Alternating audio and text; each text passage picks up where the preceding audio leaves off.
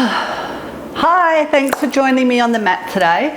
Before we get started, I want to answer a question from one of our students. The question was in relation to breathing, and the student asked, how do I know when I should breathe, and how do I know whether I should be breathing with an inhale or an exhale?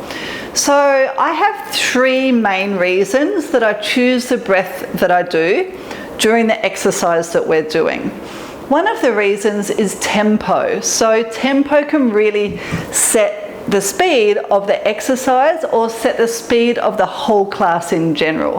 For example, if we were doing a side over, and let's do it together now, take your arms out to a T, and we're going to go across to the side, pop your hand down onto the side, that's your inhale, and then as you exhale you're going to come back up to the centre.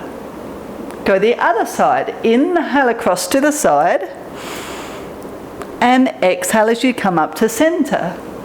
So when we do it this way that we just did, the focus really is on those side tummy muscles bringing you up, right? Compared to, let's change it up a little bit. Inhale at the top, exhale as you go over. Once you're over, I want you to inhale and really focus on opening up those external ribs, and then exhale as you come back up. Let's go the other side. Inhale at the top and exhale as you go over. Stay there as you inhale and fill up your ribs, and exhale as you come back up. So you would have felt on the second option, the focus was more so on really opening or releasing the rib cage, which would have given you more of thoracic mobility. So my thoracic is that part of my spine, right? So tempo will normally be faster. So my breath tempo would be faster in a more advanced class. A, because I'm trying to get through more exercises within the class, and B, because we probably don't need to really focus on the stretchy portions of things, simply because as we progress in our Pilates, what happens is you don't feel as tight anyway, because your muscles are getting stronger. So any tightness that you're feeling at the moment is normally because of weakness in that area anyway. So as you get stronger, then you won't feel the tightness, and then we can go a little bit faster in the tempo. The second reason that I might choose a breath, so an inhale compared to an exhale, is that your inhale in general is going to facilitate extension. So extension is moving in this direction. Your inhale will facilitate that direction, compared to an exhale is going to facilitate flexion. So flexion is going down in this direction. So join me now. Inhale into extension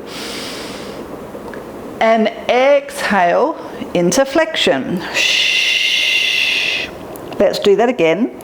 Inhale to extension, and you can be sitting or standing to do this, and exhale down to flexion. So let's do the opposite breath for the same movement. So this time, I've got to think about it. We're going to inhale as we go to flexion. Inhale as you go down, and then exhale as you come back up. Let's do that one more time. Inhale as you go down, and then exhale as you come back up. Now most of you would have felt the second way was more difficult, especially on the way down. But some of you would have actually felt that the exhale facilitated your extension for now. So let's do this just a couple of times. Take an inhale when you're in neutral. Exhale into extension. Inhale back to neutral, and exhale into extension. Which brings me to my third reason that I would use a breath in a certain way. So that time we used your exhale in the extension because it actually helped you get a little bit more steady in your pelvis and potentially your lumbar spine, right? So if you, for now, find that your exhale is making your extension more attainable, then that's totally cool. You can do that. Definitely, once we get to the more advanced extensions, then you will want to be using an inhale for your extension, right? So my exhale facilitates pelvic lumbar stability or control. This is my third point. My deep abdominal muscles, which if you've watched the anatomy of the core, one of the other videos above this one, then it goes into all of the anatomy of those core muscles. You don't have to watch that video, it's just if you're interested in it. My core muscles partly include my pelvic floor and a muscle called my transverse abdominals. Now my pelvic floor, most of us understand part of its job is to create bladder control or bladder tone, right, or bladder support. And I could tell you that that muscle works, it supports your bladder or holds your urine when you laugh, cough or sneeze. And they are all forceful exhalations, right? You don't want to wet yourself. So that we know that your pelvic floor is toning when you forcefully exhale. So the easiest way to think about it is, if I want support, so support in Pilates means if I want support of those deep tummy muscles and I exhale, then I'm going to get that support that I need. If for now that's so much information for you and you're still like, so when do I inhale or exhale? Don't worry about it. Just make sure that you're breathing. You don't want to hold your breath at all. You know, that's the worst thing you can do. So figure out what way feels best for your body at the moment in your breath, and just know that the further that we get along in this program, the easier it's going to be for you to play around with the breath in the way that I'm what's the word, recommending, right? And that there is always a reason behind it, right? I know that sometimes if you've done a lot of gym work, you can have a tendency to want to hold your breath because you might be used to doing heavier kind of work. I definitely don't agree with that in any case, but I know that that tends to be the way.